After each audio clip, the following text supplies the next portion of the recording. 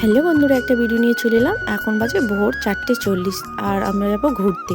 তার জন্য এদিকে আমি রেডি হয়ে গেছি। আমরা যাবো এখন সাংগ্রাইলে। আর এরা প্ল্যাটফর্মে টিকিট কাউন্টারে টিকিট কাটছে আর আমরা উঠে গেলাম প্ল্যাটফর্মের ওপরে।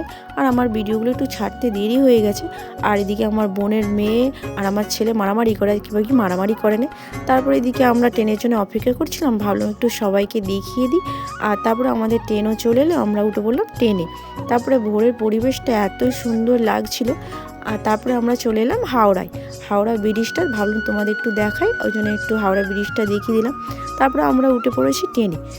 এবার ট্রেন থেকে এতটাই অতিরিক্ত ভিড় হয়েছে ট্রেনে, আর আমি ট্রেনের গেটের সামনেই দাঁড়িয়েছিলাম। আর সর্ষে ফুলগুলো খুবই সুন্দর লাগছে। আর আমরা যাচ্ছি নগরদ্বীপে, এটা সেকেন্ড টাইম।